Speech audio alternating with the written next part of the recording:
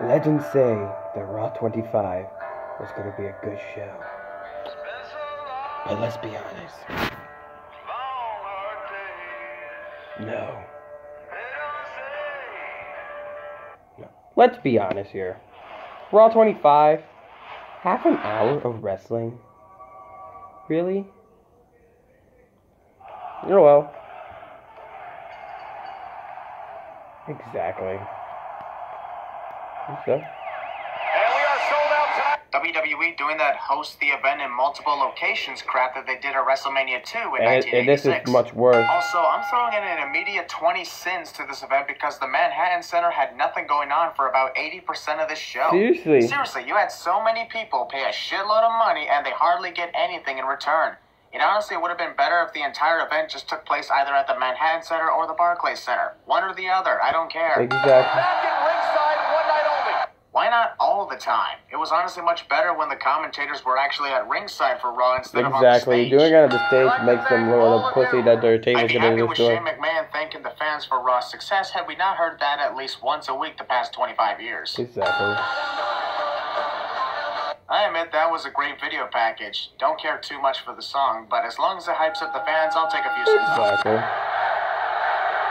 Thank you, Vince chants. I thought all the fans hated him for making poor decisions. I guess they were just doing that to be attention seekers this whole time. Exactly. You guys have a good night. Enjoy the show. And fuck everyone at the Manhattan Center. Exactly. Shane and I started a GoFundMe account. The fact that the McMahons had to resort to a GoFundMe account for anything is probably the You're biggest shocker in the fucking 25 years of Monday Night billionaires, Raw. goddammit. It was cheap, but then again, we are here in Brooklyn. The city we are in is cheap cliche. You Also, are... this argument about Vince's plaque goes on 4 minutes too That's long. bull. Can you give me a plaque? What were you expecting, a freaking Ferrari? Exactly. Steve Austin! Thanks, Michael. We totally don't know who the hell this legendary Yeah, wrestler is. I always totally thought it was The The Rock. Undertaker. Vince actually thinks that Stone Cold Steve Austin simply giving Shane a stunner will help his case. No.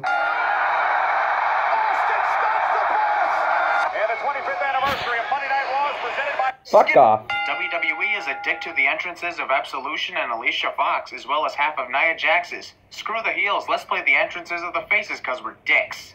The bitch to the bad girl. Rematch assault. And tonight's match presented by... Double sin, because this is the second time in 2 minutes that Don't the fucking commentators care about presented the this product exact same placement. advertisement on this Jesus match. hell. Adjusting on the fly. What a devastating knee to the air.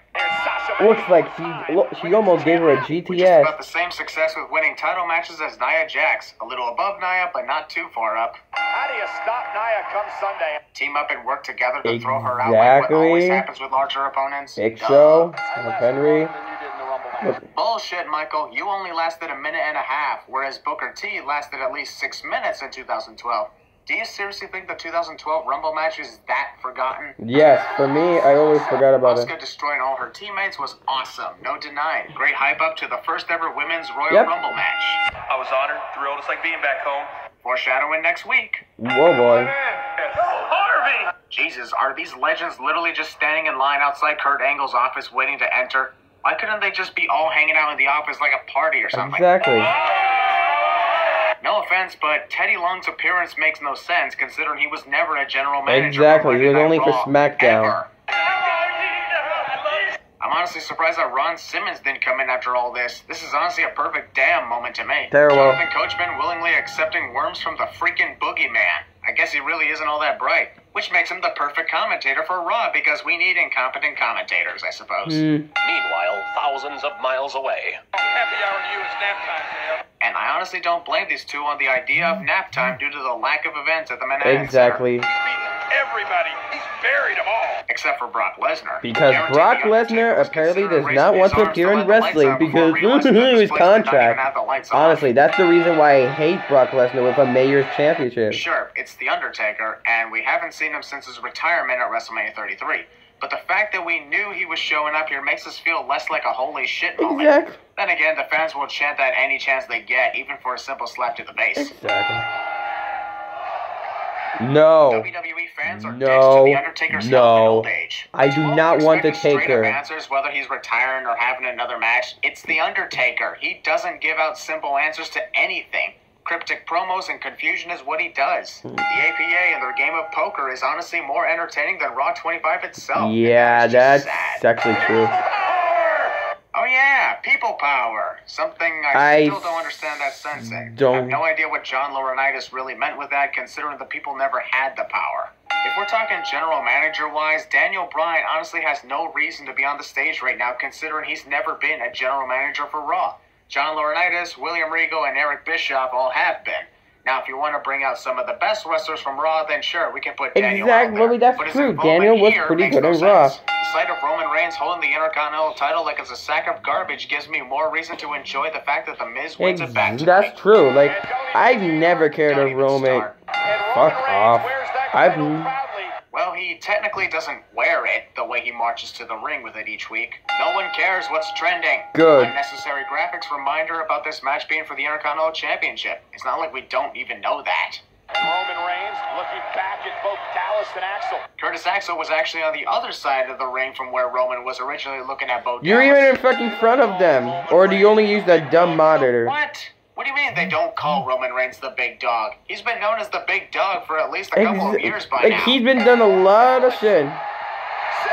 Bo Dallas had every right to get ejected by the referee as he was caught grabbing Roman's foot. That's the bullshit I don't understand. They eject someone that does something acceptable. I admit, while that was somebody else doing it, no. That's bullshit. Also, this match was the only match I ever cared about. Because I only cared about the backstage segment. Jericho was trembling with anxiety on the possibility of his longtime record being shattered by The Miz. No wonder he was backstage. Oh yeah, that's the only other reason. The legendary Christian gets his own entrance on Raw 25. Fuck you. In Brooklyn tonight. Wrestler says the name of the city just to get a cheap pop cliche. I'm only saying that now because Brooklyn has been mentioned so many times in the first hour of this show. Good lord. Brooklyn, what up? Oh my god, do I have to create a bonus round for this? God damn. Man, I got this one set. What an asshole. My dad really doesn't suck. But what does suck is this event has only a combined 22 minutes of wrestling on a 3-hour wrestling show, which is severely fucked up. Yep. My dad, a big round of applause. Can't believe I would ever say this on Christian's Peep Show, but... Fuck off. Okay, that's what the wrestler only... accidentally takes out his own partner amidst the brawl with their enemies cliche. Fuck Do it. you think that you're still going to be champion? What kind of question is that? Alexa Bliss just said what I was about to say. Maybe she should join me as a guest narrator for one of these videos. Heath Slater's downfall is still going on for some reason. Welcome back to the Manhattan Center, everybody. Oh yeah, that's still a thing. I Oh forgot. yeah, like 2 hours into the show, right? Jerry Lawler telling Jim Ross not to say a word until after Bray Wyatt's entrance is over, yet he continues to talk himself. I guess hypocrisy is Who always a thing around here. cares? You know, Joe. Who the hell's Joel? I'd be excited for this feud between Bray Wyatt and Matt Hardy if they didn't constantly compete against each other. This would be more exciting if Matt started making more bizarre promos at House Hardy. With a huge thud and a splat. Only 5 minutes of action, and then let's continue to let the Manhattan Center be forgotten. While it's awesome to see these female legends, it makes their appearances in the upcoming Royal Rumble the following week seem less exciting. Exactly. Can I use your guitar? No, you can't. Dick. It's okay. I got my own. Then why even ask for Elias? Bother to ask Elias to borrow his. Chris Jericho really isn't making that much sense tonight on his guest appearance. Exactly. Elias is very quick to get to the ring and set up for someone who was backstage getting put on the list of Jericho literally 45 seconds ago. If that's how you feel, then I'm gonna leave. How about instead of threatening to leave, you actually do leave? And if you're not going to, then don't say you're going to because clearly the crowd doesn't care. Jimmy Fallon is right here. Fuck I you. really wish I wasn't here right now, Face. Exactly. I fucking hate Jimmy Thank Fallon. you, John, for pointing out that Jesus some hell. asshole brought in a beach ball to the event. You do Seriously, not stop know bringing how in much beach balls. Jimmy If you're so Fallon bored, why'd you is even come to such a the show in cancer the as a first human place? in this world. Elias is addicted to John Cena's. Oh, don't worry. They got into. I'll He be got honest, into Nikki I like Bella. seeing Elias not get his ass whooped by John for once. Awesome turnout by this otherwise boring segment. Fine. Ron Simmons could have said that an hour ago and saved us the trouble of this continuous segment. Oh. Wasn't always Mark Henry. He was sexual. But still Mark Henry. I think the Godfather forgot to mention that Mark wasn't always known as the world's strongest man. Also, the absence of the hose. Royal Rumble is presented by Skip. Even though I love KFC. Not me. You know, I'm actually shocked that it's the crowd at the Barclays Center chanting boring compared to the crowd at the seemingly forgotten Manhattan Center who are about to start killing each other. I love it that they were chanting refund like crazy over there. Michael losing his voice, Cole would be great at CinemaSins 2 expansion. Actually, Enzo was supposed to go through this table, but because of the... Titus O'Neil already competed in this tag team match, Corey. Now he doesn't need to compete. Or in this case, get buried by the Dudley Boys, and once again make tonight all about the old-timers and not the present-day guys. Yeah, fuck the future. We interrupt Raw 25th anniversary to bring you Raw episode 1000, where Heath Slater gets his ass kicked by a bunch of legends. Okay, can we also just say Raw 1000, it's a hell of a lot more better than Raw 25? Let's be honest. God damn it. WWE champions. Because John Cena and CM Punk are totally like WWE. Oh, champions. wait. Shawn Michaels portraying the I'm old and getting out of shape for this gimmick has honestly gotten a little boring after all these years whenever he made guest appearances. I can't remember 25 minutes ago. Get it? You know, because he's old and retired? Seriously, is that the best you got, This isn't Shawn? funny, you know. We're serious. I know this is a PG show, but I definitely can't be the only one wondering what the hell D-Generation X went through in that story. If only Hunter would let him continue. Sure. Why the hell are we looking at TV screens at the Barclays Center? Those camera shots make absolutely zero sense. We will be at the forefront of the next 25 years. Hope you don't take offense to this, but by 2043, Hunter and Shawn will likely be either old retirees or dead.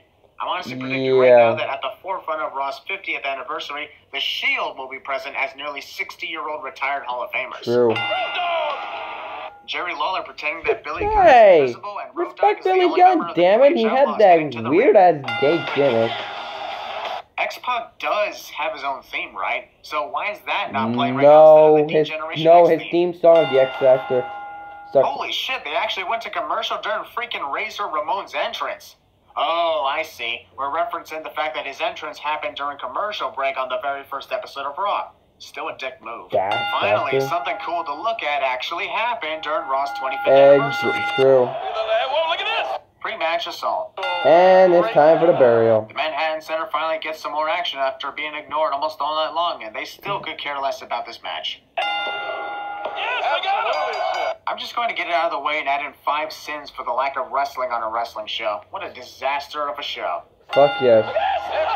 Post-match assault. Also, you probably expect me to squeal with joy considering every member of the Clique, D-Generation X, and the Balor Club got to hit their I'm just waiting to go out, drink Mountain Dew, and then go to bed. Also, this is what happens when fans constantly joke around and say fuck the revival. You guys just made WWE think you actually hate them, and they believe they're doing you a favor. Fuck you, Cody. Holy shit, this show refuses to end. Kurt Angle with a bunch of WWE legends heading to the ring, and for some reason Kurt Hawkins. Also, a lot of security couldn't stop Brock Lesnar, Kane, and Braun Strowman from brawling. What makes them think old legends and a few current wrestlers will do the trick? True. Maybe except for the time Brock gave you an F5, or when Jerry Lawler was constantly kicking your ass. Or that one time when Heidenreich kidnapped you just to read you a poem.